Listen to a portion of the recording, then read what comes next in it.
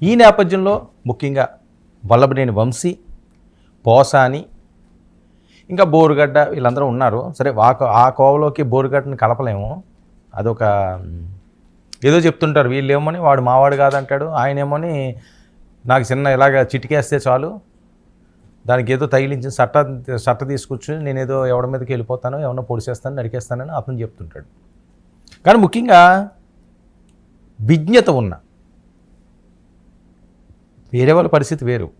ఎన్నో కథలు రాసి అద్భుతమైన డైలాగులు పంపించిన పోసాని, అలాగే మంచి ఉన్నత కుటుంబం నుంచి వచ్చిన వల్లభనేని వంశీ, వీళ్ళు పంత, వీళ్ళు తీరు, వీళ్ళు మాట్లాడేది సిగ్గుపడే విధంగా, చిరాకు తెప్పించే విధంగా, అసహ్యించుకునే విధంగా జరిగినదంతా కూడా మనం చూసాం. ఇప్పుడు బ్రేకింగ్ న్యూస్ ఏంటంటే పోసానికి మరొకసారి బెయిలు. ఆయన ఇప్పటికే అప్రూవర్గా మాడిపోయాడు. ఎక్కడెక్కడి నుంచి ఎవరెవరు మాట్లాడించారు, ఏమేమి చెప్పారు, ఎలా జరిగింది అని చెప్పి మొత్తం పోసగుచ్చినట్టు బయట పెట్టేశారండి. మరి ఆయన ఏం బయట పెట్టారు, జడ్జి ఏం విన్నారు, జడ్జికి చెప్పారా, లేకపోతే కస్టడీకి తీసుకున్నప్పుడు ఆయన కక్కారా, ఇవన్నీ కూడా 1-2 రోజుల్లో బయటకు వస్తాయి. కానీ ఆయనకి వివిధ ఆర్గాన్స్ ఇబ్బందికరంగా ఉన్నాయట. అందుకనే ఆయనకి బెయిల్ ఇచ్చారని వస్తున్న వార్తలు. ఎందుకంటే ఆ రోజు అరెస్ట్ చేసినప్పుడు కూడా చంద్రబాబు, పవన్ కళ్యాణ్ గారు లోకేష్ మీద ఆయన అనుచిత వ్యాఖ్యలు చేసినప్పుడు ఫిబ్రవరి 26 ఆయన అరెస్ట్ చేసింది. అంటే నెల దాటిపోయింది, సుమారు నెల కావస్తుంది, 3 వారాలు దాటింది, నెల కావస్తుంది. నేను మొన్నే ఎప్పుడో చెప్పాను, వంశీకి ఉగాది కన్నా కొత్త సంవత్సరం అని వీళ్ళు ఇంట్లో చేసుకుంటారా, తెలుగు సంవత్సరాది అంటే చేసుకుంటారు అని అనిపించినట్లుగానే అనిపించి ఆయన మళ్ళీ సిఐడి కస్టడీ కోరింది. సో లేదు ఆ ఛాన్సు. పోసాని కృష్ణమురళికి కూడా ఆల్రెడీ ఒకసారి బెయిల్ వరకు వెళ్ళింది, బెయిల్ వచ్చింది. వెంటనే ఇంకో కేసులో ఆలు భాషలో ఎత్తేశారు, మళ్ళీ అరెస్ట్ చేశారు, మళ్ళీ కస్టడీలకు కోరుతున్నారు. సో ఇవన్నీ ఎలా ఉంటాయంటే చేసిన తప్పులు, మాట్లాడిన మాటలు శాపాలుగా వాళ్ళని ఈరోజు బిక్కుమనేలా చేస్తుంది. దీన్ని పెట్టి తెలుసుకోవాల్సిన పాఠాలు ఏంటంటే, మనకి ఏదో ఉన్నప్పుడు ఏదో రకంగా వీగిపోయామో పరిస్థితి ఇలాగే ఉంటుంది. నోరును అదుపులో పెట్టుకోవాలి. నరం లేని నాలిక కదా అని ఎలా పడితే అలా తిప్పితే ఎక్కడో దగ్గర ఎవరో ఒకరు నొక్కేస్తారు. అదే జరుగుతుంది ఇప్పుడు. అది ఎవరు చేసినానంటే కూటమి వాళ్ళు చేసినా అదే అవుతుంది. ఇదేదో పోసానికో లేకపోతే ఒక వంశీకో సంబంధించిన అంశం అని ఏం కాదు. ఎవరన్నా సరే మనకి పదవి ఉంది కదా అని చెప్పి కాలరెగరేసుకుని విర్రవీకిపోయి రొమ్ము విరుచుకుని రోడ్డు మీద బరి తెగిస్తే, ఇష్టం వచ్చినట్లు చెలరేగిపోతే ఈ రకంగా శిక్షల తప్పు. ఇప్పుడు ఒక్కరన్నా పరామర్శిస్తున్నారా? పోసాని కృష్ణమురళిని ఎందుకు పరామర్శించలేదండి?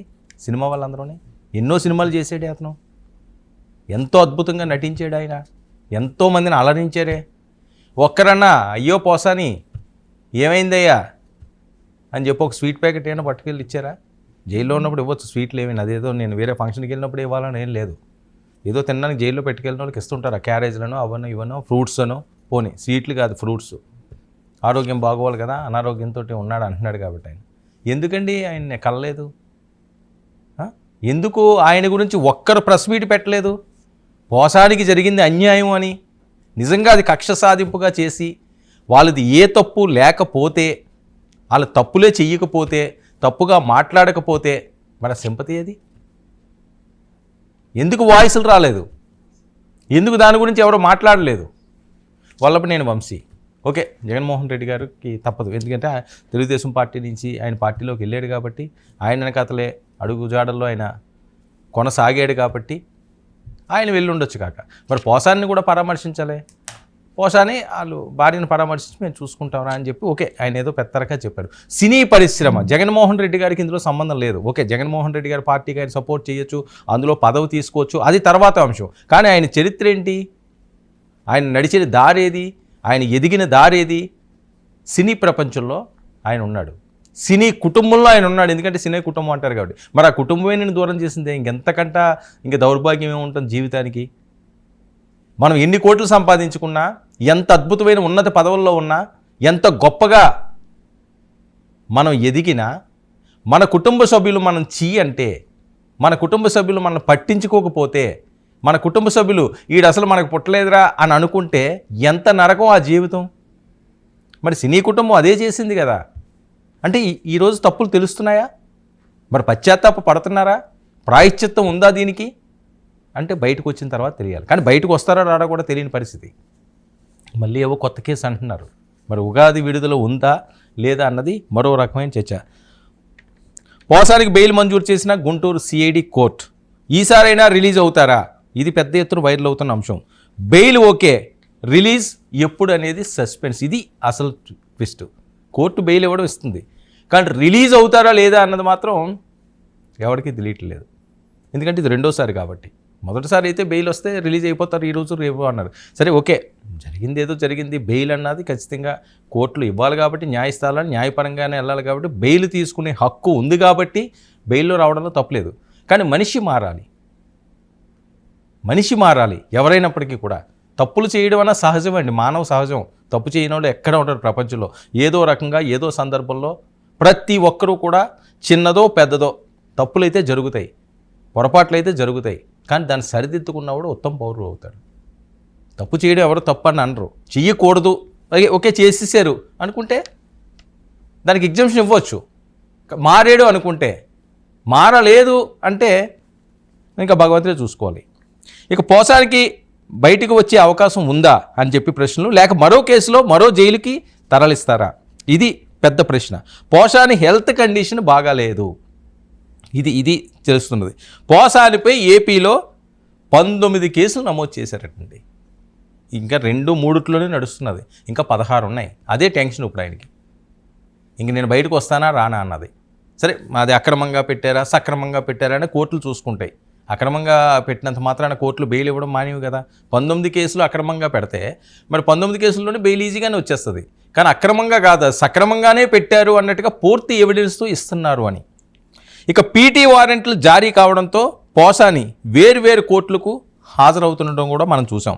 ఏ జిల్లా నుంచి అయినా పోలీసులు వచ్చి పీటీ వారెంట్తో పోసానిని మరోసారి అదుపులోకి తీసుకుంటారా లేదా? ఇది అందరూ కూడా ఎదురు చూస్తున్నది. ఎందుకంటే జనసేనులకి, టీడీపీ శ్రేణులకి, తెలుగు మహిళలకి, వీర మహిళలకి, తెలుగు తమ్ముళ్ళకి పోసాని పేరు ఎత్తితేనే నశానానికి ఎక్కేస్తుంది మంట. గుంటూరు కారం, పచ్చి కారం నోట్లో పోసినట్టు ఉంటుంది వాళ్ళకి. ఎందుకంటే ఆయన అన్న మాటలు వాళ్ళని అంత హట్ చేసే కాబట్టి. ఆయన బయటికి రావాలని కోరుకోరు. వాళ్ళకి ఇలాంటి వాళ్ళు సాఫ్ట్ కార్నర్ ఉన్నారని వాళ్ళు కోరుకోరు. సరే, కోరుకోకపోవడం అన్నది కూడా మంచి పద్ధతి కాదు. సరే, వాళ్ళ వెర్షన్ అలా ఉంటుంది. ఇక నెక్స్ట్ ఏ జైలుకి తీసుకెళ్తారన్న విషయంపై సర్వత్రా ఉత్కంఠ. ఈ బెయిల్ వస్తున్నదని ఆనందపడాలో, ఇక్కడి నుంచి మళ్ళీ ఎక్కడికి తీసుకెళ్ళిపోతారో, ఏదో కొద్ది అలవాటు పడ్డ ప్రయాణం ఉంటుంది, ఎవరో పరిచయం ఉండొచ్చు, మాట్లాడవచ్చు. ఇక్కడి నుంచి ఇంకో దాన్ని షిఫ్ట్ చేసేస్తుంటే అది ఎలా ఉంటుంది? ఇప్పుడు ట్రాన్స్ఫర్లు అయిపోతుంటారు అనుకోండి. ఒక దగ్గర ఒక 2-3 సంవత్సరాలు పనిచేస్తే ఒక కుటుంబంలాగా 10 మంది కలుస్తారు. ఏదో లంచ్కో డిన్నర్కో సరదాగా మాట్లాడుకోవడం, టీ తాగడము, వాళ్ళకి ఏమైనా అలవాట్లు ఉంటే అదేదో చేయడం అవుతుంది. ఒక ఫ్యామిలీలా కలుస్తుంటారు. కానీ వారానికి ఒకసారి